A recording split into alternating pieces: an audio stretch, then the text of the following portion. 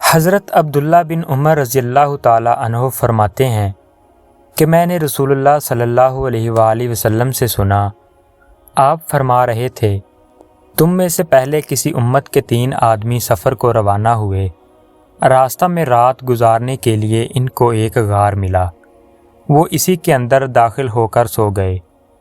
اتفاق سے پہاڑ کی ایک چٹان پھسلی اور غار کے منہ پر آ گئی اور باہر نکلنے کا راستہ بالکل بند کر دیا۔ صبح کو بیدار ہو کر جب انہوں نے اس خوفناک مصیبت کو دیکھا، انہوں نے آپس میں کہا، اس چٹان کی آفت سے تم کو بجز اس کے اور کوئی چیز نجات نہیں دے سکتی کہ تم سب اپنی اپنی زندگی کے سب سے زیادہ اچھے اور نیک عمل کا واسطہ دے کر اللہ تعالیٰ سے دعا کرو، وہی اس کو ہٹا سکتا ہے۔ ان میں سے ایک نے کہا، اے اللہ، تو جانتا ہے میرے بہت بوڑھے عمر رسیدہ ماں باپ تھے اور میں روزانہ ان سے پہلے اپنے کسی بھی بچے لونڈی غلام کو شام کا دودھ پینے کے لیے نہیں دیا کرتا تھا، پہلے ماں باپ کو پلاتا اور پھر اوروں کو۔ اتفاق سے ایک دن میں چارہ کی تلاش میں ریوڑ کو ساتھ لیے بہت دور نکل گیا اور اتنی رات گئے گھر واپس آیا کہ وہ انتظار کرتے کرتے بھوکے سو گئے۔ میں حسب عادت فوراً ان کے لیے بکریوں کا دودھ نکال کر لایا تو ان کو گہری نیند میں سوتا ہوا پایا۔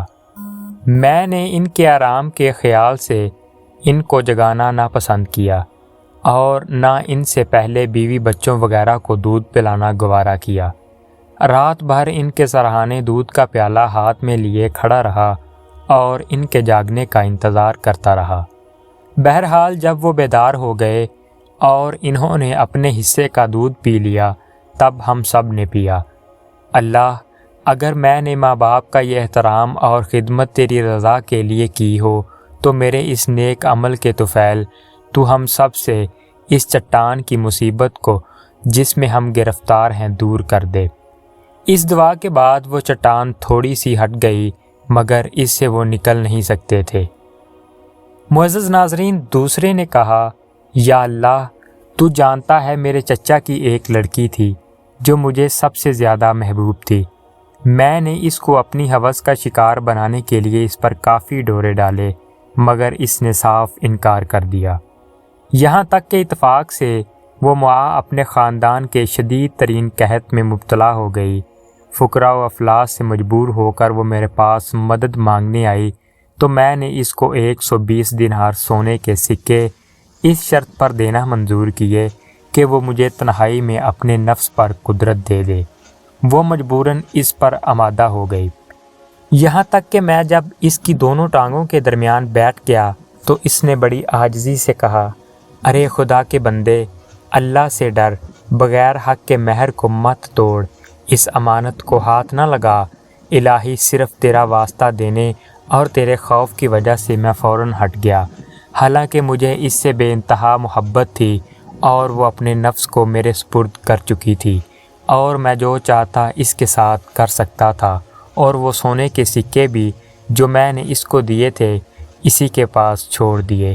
یا اللہ، اگر میں نے یہ کام صرف تیری رضا کے لیے کیا ہو تو اس مصیبت کو جس میں ہم سب گرفتار ہیں دور فرما۔ اس دعا کے بعد چٹان اور تھوڑی سی ہٹ گئی، مگر پھر بھی وہ غار میں سے نہیں نکل سکتے تھے۔ تیسرے آدمی نے کہا، یا اللہ، تو جانتا ہے کہ میں نے ایک مرتبہ چند مزدوروں سے اجرت پر کام کروایا تھا اور کام ختم ہو جانے کے بعد میں نے ان سب کی مزدوری بھی دے دی تھی بجز ایک مزدور کے۔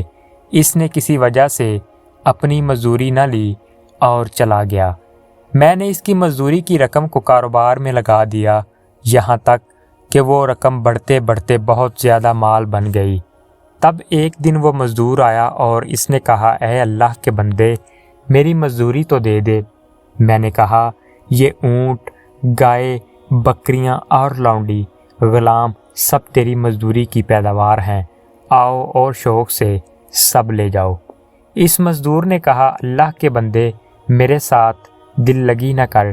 میں نے کہا، میں تیرے ساتھ مطلق دل لگی نہیں کر رہا، در حقیقت یہ سب چیزیں تیری مزدوری کی پیداوار ہیں اور تیری ہی ہیں۔ تو اس نے وہ سب مویشی اور لونڈی غلام سب مجھ سے لے لیے اور ہنکا کر لے گیا اور کچھ نہیں چھوڑا۔ یا اللہ، اگر یہ کار خیر میں نے صرف تیرے لیے کیا ہے تو اس کے طفیل تو اس مصیبت کو جس میں ہم سب گرفتار ہیں ہم سے دور فرما دے۔ چنانچہ چٹان غار کے منہ سے بالکل ہٹ گئی اور وہ اطمینان سے باہر نکل آئے۔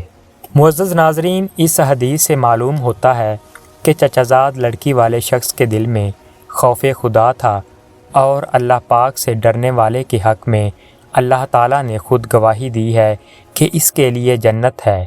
فرمان الہی ہے، یعنی جس شخص کو یہ خوف دامنگیر ہو کہ کل روز قیامت رب العزت کے سامنے حساب کے لیے پیشی ہوگی اور نفس کو خواہش کی پیروی سے روکے رکھا تو اس کا جنت میں ٹھکانہ ہوگا۔ اس حدیث سے یہ بھی معلوم ہوا کہ مصیبت و پریشانی میں خاص کر اللہ رب العزت ہی سے دعا کرنا اللہ تعالیٰ کو بہت پسند ہے اور نیک عمل کے وسیلہ سے اللہ کا قرب حاصل ہوتا ہے۔ علاوہ ازیں اس حدیث سے اور بھی بعض فضائل و مسائل کا ثبوت ہوتا ہے جو مندرجہ ذیل ہیں۔ عمل میں اخلاص کی بڑی فضیلت ہے۔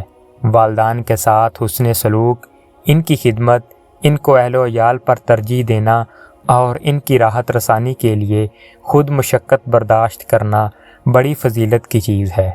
حدیث میں بچوں کے رونے کا جو آیا ہے شاید یہ عموماً کچھ بھوک سے رونے کا درجہ ہوگا، ورنہ انتہائی شدت بھوک سے بچوں کے رونے کی پرواہ نہ کرنا قابل اشکال امر ہے۔